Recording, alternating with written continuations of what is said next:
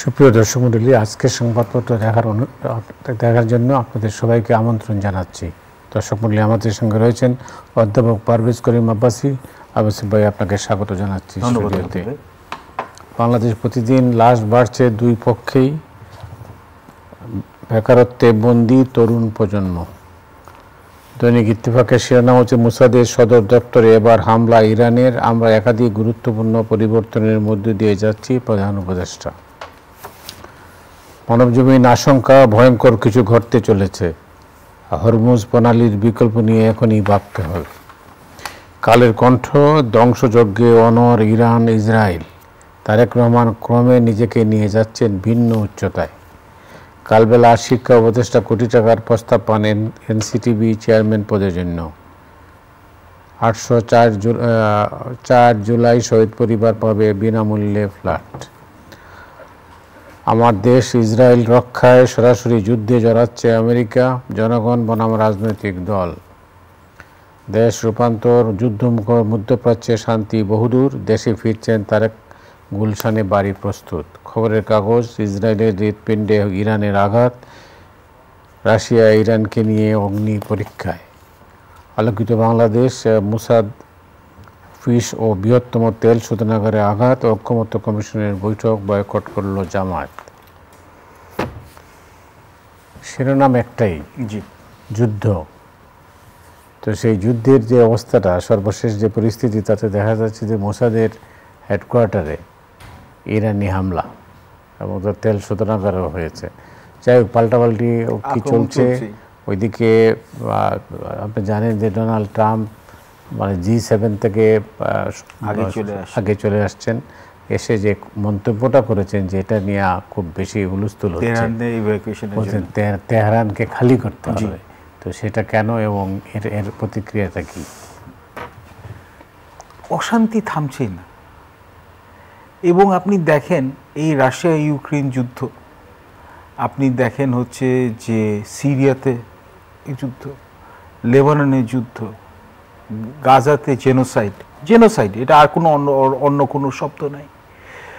আর তার চেয়ে এবং এরপর এখানে হলো ইরান পাকিস্তানের একটা এখানে বর্ডার কনফ্লিক্ট তো না, ইনফ্যাক্ট এখানে হচ্ছে যে শুট আউট ছিল এখানে একটা লিটারালি।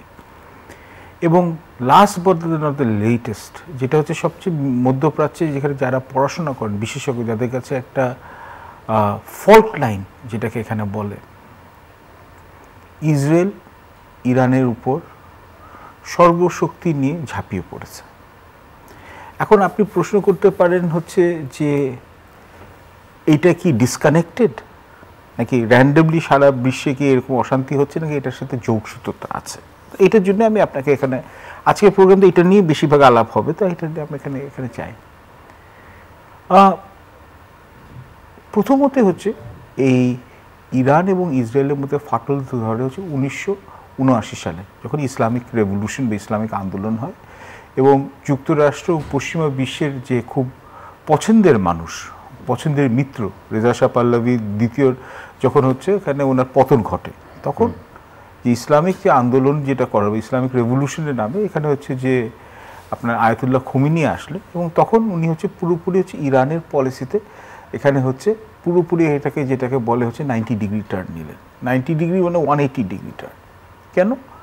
প্রথমত উনি যুক্তরাষ্ট্রের সাথে সম্পর্ক ক্ষুণ্ণ করলেন, এবং 2 নম্বর হচ্ছে উনি হচ্ছে যে প্যালেস্টিনিয়ানদের সাথে উনি হচ্ছে একাত্মতা প্রকাশ করলেন, ইয়াসের আরাফাতের সাথে ওটা হৃদয়। আমি আপনাকে বলছি যে সেই তখন থেকে এই সম্পর্কটা আছে। এবং তারপর উনি এখানে হচ্ছে ঘোষণা দিলেন যে বাইতুল মুকাদ্দাস যেটা আছে জেরুজালেমে, এটা হচ্ছে এটাকে পুনরুদ্ধার করাটা হচ্ছে প্রত্যেক মুসলমানের কাজ। ইরানের যে বিপ্লবী ইসলামী সরকার আছে তারা কিন্তু এটার মধ্যে মনোনিবেশ করবে। এবং একদিনে তাদের 2 পরম মিত্র যুক্তরাষ্ট্র ও ইসরায়েল তাদের হচ্ছে এখানে জন্মের শত্রু হয়ে গেল।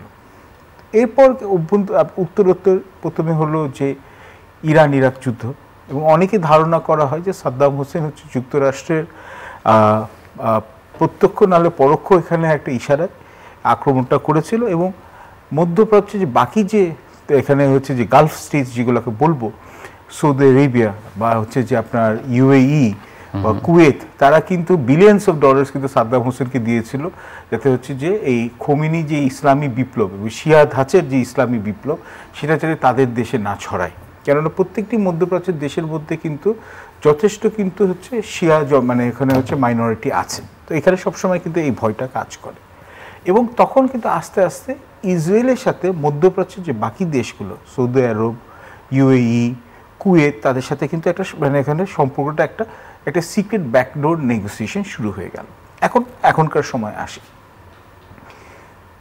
ইরান কিন্তু প্রায় ওই যেহেতু ওরা নিউক্লিয়ার এখানে হচ্ছে অ্যাম্বিশন ছিল, এবং নিউক্লিয়ার ওরা হচ্ছে যে ইউরেনিয়াম ওরা অ্যাকোয়ার করছে ইউরেনিয়াম এনরিচমেন্ট করার জন্য, একটা certain degree of uranium enrichment লাগে, যাতে হচ্ছে আপনি এখানে সিভিলিয়ান পাওয়ারের জন্য, এবং তারপর যদি ওয়েপেন্সের জন্য হয়, ওয়েপেন্স গ্রেডের জন্য আপনার আরও বেশি এখানে এনরিচমেন্ট করতে হয়। তো এটার জন্য ওরা হচ্ছে ধারণা করা হয় যে ক্ষেত্র বিশেষে উত্তর কোরিয়া বা পাকিস্তান বা রাশিয়ার ওরা হচ্ছে সহযোগিতা পেয়ে থাকতে পারে। এখন ইসরায়েলের এখানে হচ্ছে যে ওদের দল মত নির্বিশেষে ওদের একটা ব্যাপারে ওদের ইউনিফর্ম কনসেনসাস আছে যে ইরানকে কোনো মতোই নিউক্লিয়ার আর্মস ওরা অ্যাকোয়ার করতে দিবে না, কেন এটা ওদের জন্য হচ্ছে এটা হচ্ছে সোজাসুজি এটা হুমকি স্বরূপ। এবং দেখুন এটা কেমন পরিহাস, এবং এর জন্য I was a bit depressed.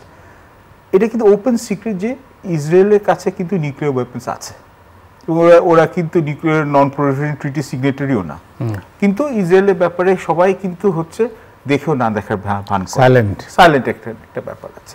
তো এখানে হচ্ছে যে আপনার যে এখানে দ্বৈরত্বটা আছে, সেটা হচ্ছে যে এখানে হচ্ছে যে এটা এখানে প্রকাশ হয়, এবং এটা কাজে দ্বৈরত্ব প্রকাশ হয় এই যে পশ্চিমা বিশ্বের যে নীতির ব্যাপারে যে এখানে যে ডাবল স্ট্যান্ডার্ড আছে, এটা এখানে সবার সামনে চলে আসে। দুই হচ্ছে ইরানের উপর হচ্ছে নানানভাবে স্যাংশনস দেওয়া হয়েছে পশ্চিমা বিশ্বের দিয়ে, বিশেষত যুক্তরাষ্ট্রের, এবং ওদেরকে একটাই কথা বলে ক্যারেট অ্যান্ড স্টিক পলিসি, তোমরা নিউক্লিয়ার ওয়েপন্স বা নিউক্লিয়ার প্রোগ্রামটা অ্যাবান্ডন করো, তাহলে আমরা হচ্ছে যে তোমাদেরকে হচ্ছে যে আমরা তোমাদেরকে হচ্ছে স্যাংশনস ইজ করে দেব। এবং শেষ যেটা চেষ্টা করা হলো হচ্ছে 2015 সালে যখন ওখানে একটা এগ্রিমেন্ট সাইন করা হলো P5+1, এটা ট্রাম্প এসে প্রথমবার যখন আসেন উনি এটা রদ করে দিলেন। তো ইরানের সাথে কিন্তু বাকি বিশ্বে কিন্তু আস্তে আস্তে দরজাটা খুলছিল, সহযোগিতা খুলছে। ইরানের অলরেডি মূল্যস্ফীতি অনেক উঁচু, বেকারত্বের হার অনেক বেশি, এবং মানুষেরও হচ্ছে এখানে ওরা অনেকে ইরানি জনসংখ্যার মধ্যে হচ্ছে যে এই যে এখানে বিলাইতে ফাঁকি মানে হচ্ছে যে আয়াতুল্লাহদের শাসনে যে দেশ, এটা ওরা ওইটার প্রতি কিন্তু ওদের এক ধরনের একটা বিদ্বেষী যে হচ্ছে যাচ্ছিল, কমপ্লেন যাচ্ছিল, গ্রিভান্সেস যাচ্ছিল, কিন্তু স্যাংশনস থেকে ওরা বেরো হতে পারছিল।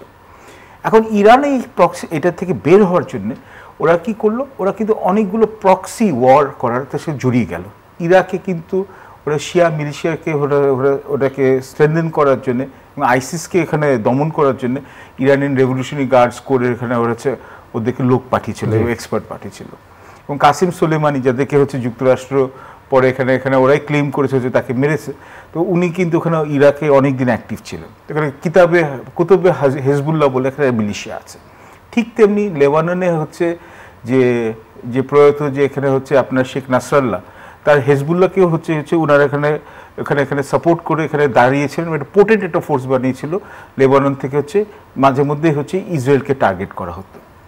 এবং ইয়েমেনে আবার হচ্ছে যে জাইদি শিয়া যে এখানে জনসংখ্যা আছে, তাদেরকে কিন্তু হচ্ছে ইরান হচ্ছে প্রত্যক্ষভাবে ওদেরকে সাপোর্ট করতো, এবং ওদের সাথে আবার সৌদি আরবিয়া ইউএইর সাথে কিন্তু জাইদি শিয়াদের সাথে ক্ল্যাশ আছে, এবং যুক্তরাষ্ট্র বারংবার কিন্তু ওখানে সামরিক অভিযানে ওরা সাহায্য করেছে সৌদি আরবিয়া ইউএইকে।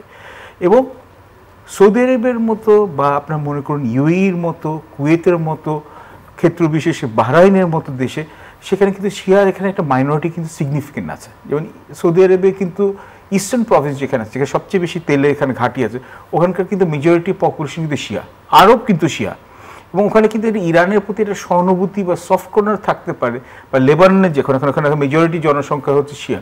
তো এর জন্য কিন্তু হচ্ছে যে সুন্নি শাসক যারা আছে তারাও কিন্তু ভীত শঙ্কিত। আমি আপনাকে ব্যাকগ্রাউন্ডটা বললাম না, এটাই কিন্তু এখন প্রশ্নটা হচ্ছে এটা তো জাতিগত সমস্যা, তো এই সমস্যা থেকে যেভাবে যাচ্ছে যুদ্ধের যে বিস্তৃতি ঘটছে, তাতে তো মানে বিশ্ব ওয়ার্ল্ড অর্ডার নিয়ে তো ওরা চিন্তিত এটা আপনি এখানে দেখুন যুদ্ধটা কখন হলো, ইসরায়েল কখন আক্রমণ করলো। ইসরায়েলকে যখন ট্রাম্প হঠাৎ করে ঘোষণা দিল যে আপনার হচ্ছে ইরানের সাথে ওরা নেগোসিয়েশন, ডিরেক্ট নেগোসিয়েশনে যাবে এবং এটা সৌদি আরবিয়ানরা ব্রোকার করবে, ওমানিরা ব্রোকার করবে, তখনই কিন্তু ইসরায়েলিদের মধ্যে এখানে হচ্ছে একটা অসন্তোষ দেখা গেল। কেন হচ্ছে ওদের সবচেয়ে বড় শত্রুকে এভাবে কেন ইসরায়েল মানে যুক্তরাষ্ট্রকে নর্মালাইজ করে দেবে রিলেশনশিপটা। এবং দেখুন ট্রাম্প কিন্তু 2 মাস দিয়েছিল হচ্ছে 60 দিনের এখানে মহরত দিয়েছিল যে ওখানে হচ্ছে নিউক্লিয়ার ওয়েপন্স বা নিউক্লিয়ার এখানে প্রোগ্রামটা অ্যাবেন্ডন করার জন্য। এক্স্যাক্টলি 61st ডেতে ইসরায়েল প্রিএমটিভ আক্রমণ করলো। 2024 সালে কিন্তু ওরা দুইবার পাল্টাপাল্টি কিন্তু ক্ষেপণাস্ত্র এখানে এক্সচেঞ্জ করে, আপনাদের এখানে একটা প্রোগ্রামও এটা নিয়ে বলতে আসছিলাম। তো এইবার যেভাবে প্রিএমটিভলি আক্রমণ করলো, 9 জন senior nuclear scientist, Islamic revolutionary guard কোরের যে চিফ হেড, ইরানের যে আর্ম ফোর্সেসের হেড, ইরানের যে এয়ার ফোর্সের এফেক্টিভ হেড, সবাইকে ওরা টার্গেট এখানে কিলিং করেছে।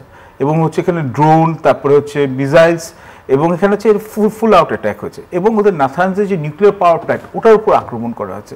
আমাদের তেহরানে আক্রমণ করা হয়েছে, কেরামানের সাথে করা হয়েছে, ইসফাহানে করা হয়েছে, তাবরিজে করে, বড় বড় শহর করে, এবং ইরানও রেসপন্ড করেছে। এখন সমস্যাটা হচ্ছে যে এটার মধ্যে ইসরায়েল চেয়েছে হচ্ছে যে যুক্তরাষ্ট্র যদি এখানে ডিরেক্টলি যদি ইরানের সাথে যদি ওই হস্টিলিটিটা কমিয়ে ফেলে, তাহলে কিন্তু এটা হচ্ছে ওরা মনে করছে তারা লুজ আউট করবে। কেন তাদের মেইন যে ফোকাস যে নিউক্লিয়ার যে এখানে পাওয়ার অ্যাকোয়ার করবে, ওরা ইরানকে করতে দিতে চায় না। এবং এর মধ্যে কিন্তু সৌদি আরবিয়া, ইউএইরও কিন্তু এক ধরনের পরোক্ষ সমর্থন আছে ইসরায়েলের প্রতি। এবং আরেকটা জিনিস এখানে অনেকে বলছে যে হয়তোবা যুক্তরাষ্ট্রের থেকে যে নেগোসিয়েশনের যে অফারটা, এটা হয়তোবা দ্য ফার্স্ট কেস জেনুইনই ছিল না। কারণ হচ্ছে এই যে যখন হচ্ছে যে নেগোসিয়েশন হচ্ছে, ইরান কিন্তু তার গার্ডটা নামিয়ে দিয়েছে এবং ওরা মনে করছে এটা ব্রেক থ্রু হবে, যেটা যে সুযোগটা হয়তো ইসরায়েল নিতে পারে। এখন সমস্যা হচ্ছে মধ্যপ্রাচ্যে এই যুদ্ধ হওয়ার জন্যে যুদ্ধটা আরও বড় আকারে সরাতে পারে। এবং তেল আবিবের ব্যাপারে আপনি যে তেল আবিবে আক্রমণ চলছে, তেল আবিব পাল্টাপাল্টি এখানে হচ্ছে তেহরানের উপর করছে, এবং ট্রাম্প যেভাবে বলছেন হচ্ছে যে পুরো তেহরানটাকে এখান থেকে এখানে খালি করে দাও, কেন আরও বড় এখানে বোম্বিং হবে। তো ওটা তো হচ্ছে যে আপনার প্রায় এখানে এই এখানে হচ্ছে যে ওখানে প্রচুর জনসংখ্যা এখানে আছে, তো ওরা কোথায় যাবে? এবং এই যে এরকমভাবে যে যুক্তরাষ্ট্র যখন ইন্টারন্যাশনাল ল অ্যান্ড অর্ডার বা ইন্টারন্যাশনাল ডিপ্লোমেসি থেকে উইথড্র করে, তখন স্পেশালি আন্ডার প্রেসিডেন্ট ট্রাম্প, তখন এই সমস্যাগুলো সর্বশেষ যেটা বলছেন যে যুদ্ধবিরতি নয়, প্রকৃত সমাধান চাই। যুদ্ধবিরতি ছাড়া প্রকৃত সমাধান বলতে কি বোঝাচ্ছেন? উনি তো পুরোপুরি এখন ইসরায়েলের যে ন্যারেটিভ, ওটাই উনি বলছে যে এখানে নিউক্লিয়ার ওয়েপন্স ছেড়ে দিতে হবে। এবং এখন নতুন একটা জিনিস হয়েছে যে এই যে ইসরায়েলের আক্রমণটা চলতে থাকবে যতক্ষণ না যদি একটা হচ্ছে যে একটা সাইড প্রোডাক্ট হিসাবে এদের এখানে একটা রেজিম চেঞ্জ হয়, ইসলামিক এখানে ইরানের লোকরাই উঠে আসে এবং ওদের উত্থান হয়, একটা রেভলিউশন হয়, এবং হচ্ছে যে এই আয়াতুল্লাহ খামিনির সরকারটা পড়ে যায়, বা উনার এখানে যে সিস্টেমটা বিলাইতে ফাকির। এটাও তো এখানে হচ্ছে যে যেটা হচ্ছে যে ডেঞ্জারাস, বিকজ ইরান বলেছে হচ্ছে যে যদি ওদেরকে এইভাবে যদি প্রেশারাইজ করা হয় এবং এইভাবে যদি অ্যাগ্রেশনটা না থামানো হয় ইসরায়েলে, এবং যেখানে হচ্ছে যুক্তরাষ্ট্র সাপোর্ট করছে ইনডিরেক্টলি, যুক্তরাজ্যও করছে, ওরা কিন্তু মধ্যপ্রাচ্যে যেখানে যুক্তরাজ্যের যে বেস আছে বা অর্থনৈতিক যেখানে ইন্টারেস্টগুলো আছে, সেখানে কিন্তু ওরা অ্যাটাক করবে। তো তাহলে কি হবে? কনফ্লিক্টটা ওয়াইডার হয়ে যাবে, এবং এর মধ্যে তখন হচ্ছে যুক্তরাষ্ট্র তো নিজে সরাসরি জড়িয়ে যেতে যাবে, যেটা এখনো পর্যন্ত যুক্তরাষ্ট্র হয়তো করে নাই। কিন্তু তখন হচ্ছে যে এবং ইসরায়েল চাইছে যুক্তরাষ্ট্র সরাসরি যুদ্ধে ছড়িয়ে যাক, এবং এটা কিন্তু রাশিয়া এবং চীন চাইছে না। এই সম্ভাবনা কতটুকু? আমার মনে হয় যে একটা স্টেজের পর চীন এবং রাশিয়া, যেটা সাংহাই কোঅপারেশন অর্গানাইজেশনের যেখানে স্টেটমেন্ট থেকে আছে, ওরা এখানে ডিরেক্টলি ইনভলভড হবে যে এখানে যুক্তরাষ্ট্রের সাথে এখানে একটা ব্যারিয়ার হিসেবে ইউজ করার জন্য। বিকজ চীন কিন্তু তার এখানে হচ্ছে তেলের একটা অনেক অংশ কিন্তু হচ্ছে যে সরবরাহের উপর কিন্তু এই ইরানের উপর নির্ভরশীল। এবং এই অলরেডি আমরা কিন্তু দেখছি 5 দিন মাত্র যুদ্ধের জন্য কিন্তু তেলের দাম কিন্তু আন্তর্জাতিক বাজারে 7% বেড়ে গেছে। এবং এই যে হরমুজ প্রণালী আছে, যেখান থেকে আপনার মনে করুন হচ্ছে যে আপনার 1/3 সারা বিশ্বের যেখানে সমুদ্র দিয়ে যেখানে তেলে যে সরবরাহ, ওটা কিন্তু ওখান থেকে আসে। দক্ষিণ এশিয়া, দক্ষিণ পূর্ব এশিয়ার 60% হচ্ছে তেল সরবরাহ ওখান থেকে আসে। তো এখন এই হরমুজ প্রণালী যদি ইরান বন্ধ করে দেওয়ার চেষ্টা করে, তো সারা বিশ্বে কিন্তু হচ্ছে তেলের দাম হু করে বাড়তে থাকবে, যার সাথে সাথে মূল্যস্ফীতি বাড়বে, যার সাথে সাথে হচ্ছে আপনার হচ্ছে এভিয়েশন খাতে এখানে চাপ পড়বে, ফ্রেট ট্রান্সপোর্টের চাপ পড়বে, এবং বিশ্বে এখানে অর্থনৈতিক মন্দা চলছে সারা বিশ্বে, বাংলাদেশে তো তাই আরও বেশি করে। তখন কিন্তু এখানে এটার কিন্তু মাল্টিপ্লায়ার এফেক্ট হবে। এবং আমরা কিন্তু ভুললে চলবে না যে আমাদের কিন্তু এই মধ্যপ্রাচ্যে আমাদের বহু লাখ লাখ কিন্তু বাঙালি প্রবাসী শ্রমিক আছে। তো যুদ্ধ যদি উত্তরোত্তর বৃদ্ধি করতে থাকে এবং যুক্তরাষ্ট্র যদি দায়িত্বশীলতার যদি পজিশনটা না নেয় তাহলে কিন্তু সমস্যা। কিন্তু আমরা যেটা দেখছি যে প্রথমে দেখুন ইরাক, তারপর দেখুন হচ্ছে লেবানন, তারপর দেখুন আপনি হচ্ছে সিরিয়া, তার আগে ছিল হচ্ছে লিবিয়া, যেই সব রাষ্ট্র এখানে হচ্ছে ইসরায়েলের প্রতি বন্ধুত্ব সুলভ সম্পর্ক নেয় বা শত্রুর মতো মনে করে, সব জায়গায় কিন্তু যুক্তরাষ্ট্র অ্যাক্টিভলি ইনভলভ হয়েছে এবং ইসরায়েলকে কিন্তু একটা খোলাভাবে ছেড়ে দেওয়া হচ্ছে। দেখুন গাজার কিন্তু জেনোসাইড আজকেও কিন্তু দেখা গেল হচ্ছে যে এইড ডিস্ট্রিবিউশন এখানে কিন্তু হচ্ছে 51 জন নিহত হয়েছে।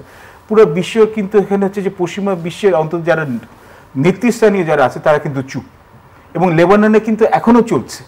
এখানে ওআইসির ভূমিকাটা কি?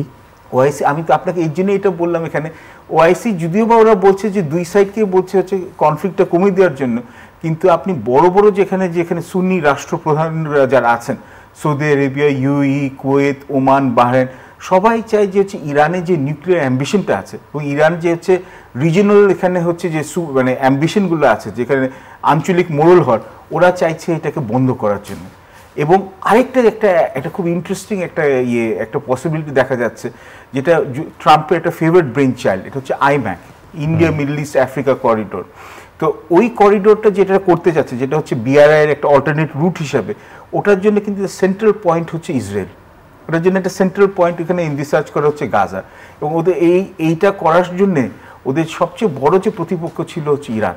তো ইরানের যদি ডিফেন্স ক্যাপাসিটি ওরা যদি উইকেন করতে পারে, ওদের নিউক্লিয়ার এখানে ক্যাপাসিটি যদি ওরা হচ্ছে উইকেন করতে পারে, তাহলে কিন্তু হচ্ছে ওদের জন্য তো এখানে আইম্যাক জিনিসটা এখানে আরও সহজ হয়ে যায়।